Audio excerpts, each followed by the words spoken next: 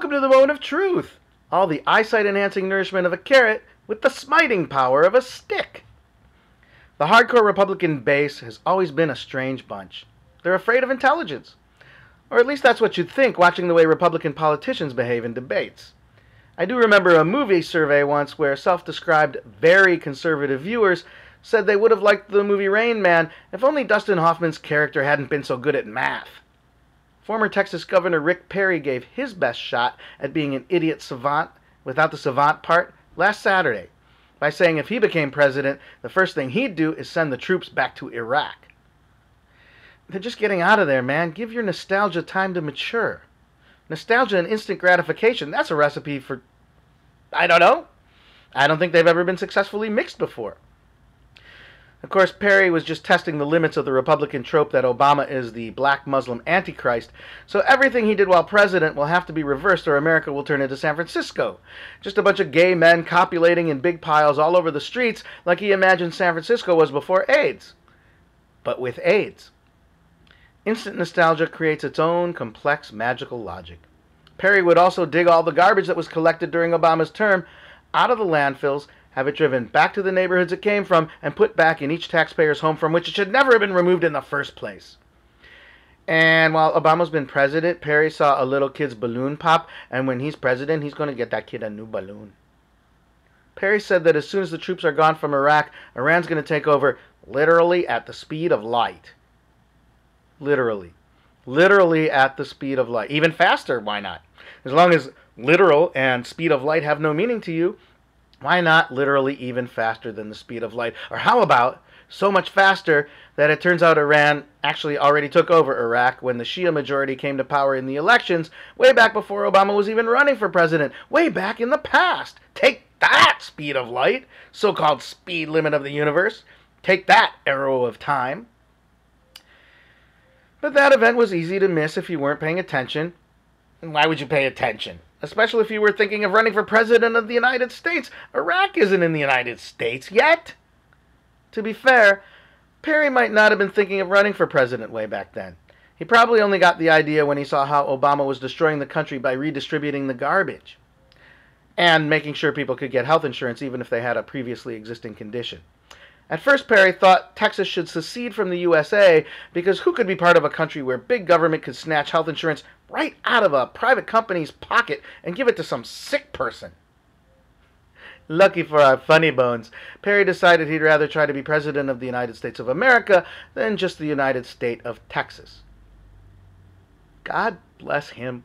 And Fox News, and AM radio, and the libertarians in the Tea Party, they have pushed the right-wing political discussion so far over the border into crazyland. I mean, the Republicans are way, way out there in the central wastes of crazyland, in the underground Crazyland Convention Center, in the catacombs of Crazyland Caverns. That's where they're holding all their policy meetings, and they're not allowed to leave until they're so crazy they can't even understand each other.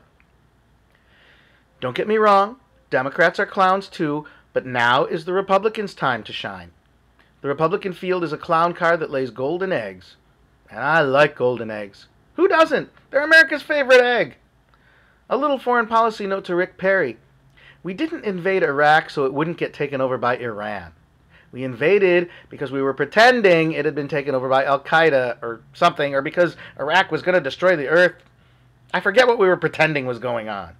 Furthermore, our troops haven't been repelling some Iranian invasion all this time. Where did you get the idea that's what they've been doing? They've been fighting Sunni insurgents for the most part. Poor little Iran hasn't been trying to invade Iraq. They've barely been able to keep the USA from invading them from across the Iraqi border with our legions of meandering hikers. Did you see how they had to desperately battle and capture those hikers? Imagine the picnickers and amateur botanists, butterfly collectors and bird-watching enthusiasts that would be swarming all over Iran if they hadn't made an example of those compass-challenged hikers. Now, I don't like the Iranian government. They enrich uranium, which is already too rich as it is. Making the rich richer is counterproductive. Also, they're about to execute a guy for spying. They're very quick to accuse people of things and then imprison, torture, and execute them. They should be more circumspect. Granted, they have been spied on. The motorcyclist who attached a magnetic bomb to one of their uranium-enriching scientists' cars and blew him up this week was probably not some homegrown Iranian dissident. much less a legitimately disoriented eco-tourist. Regardless of the facts behind their paranoia, though, Iran's government, even as government go, is one of the more unlikable. But I dislike lost hikers even more.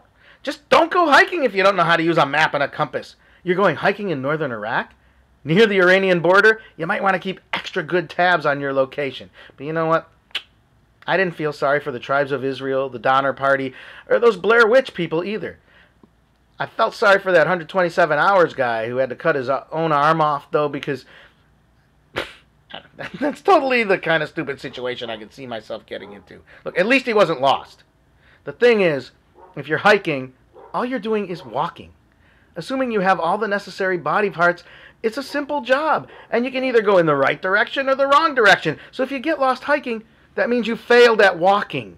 And if you got lost hiking and ended up in Iran, you failed spectacularly at walking. And you had a 50-50 chance of doing it right, even if you'd been completely unprepared. I do not stand behind those numbers, 50-50. It depends on local conditions, the terrain. Your results may vary. But I think this might have something to do with my hostility for the Republican candidates right now. Because as much as I enjoy their antics, I get a little impatient with them. All they really have to do is talk. You had Herman Cain with his blithering about Libya and Uzbekistan, Romney during a national employment crisis saying he likes to fire people, Bachmann saying something about Jews laying egg clusters in the Minnesota boundary waters, Gingrich suggesting poor kids should earn their lunches by cleaning their school's toilets, Santorum trying to backpedal on saying black people love to rape even more than they love crack. Some of those I made up, but not all. Come on, guys, it's just talking. Why is it so hard for you?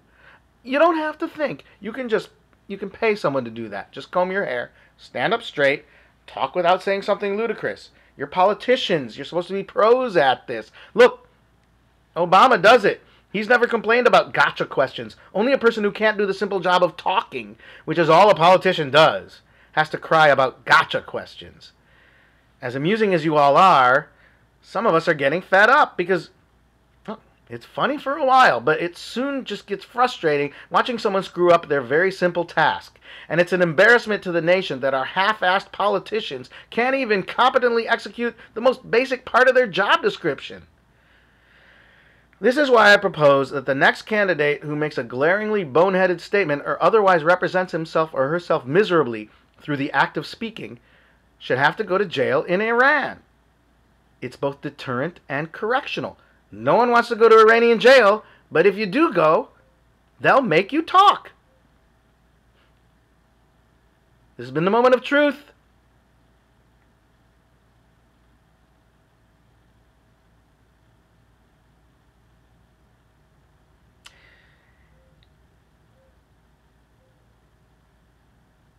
Good day.